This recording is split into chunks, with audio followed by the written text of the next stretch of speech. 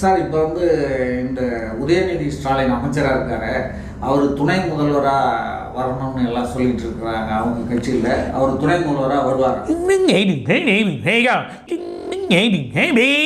நல்ல வாய்ப்பு இருக்குது, வழியும் கிடைக்க வாய்ப்பு அதிகமாக இருக்குது. கண்டிப்பாக வழி கிடைக்கும். நம்ம ஏற்கனவே சொன்னது தான். ஆமாம் சார். இப்போ முதல்ல வந்து இந்த நடிகர் விஜய் கட்சி ஆரம்பித்து பெரியார் பிறந்த நாளுக்கு அவருடைய இடத்துக்கு போனார். 3 பேரோட மட்டுமே போனார். முதல்ல இப்படி வெளியில் வந்திருக்காரு. அவருடைய ஃப்யூச்சர் என்ன, எப்படி இருக்கும்? இப்போ தான் இறங்கியிருக்காங்க. பலம் கூடும், நல்ல பலம் வரும்.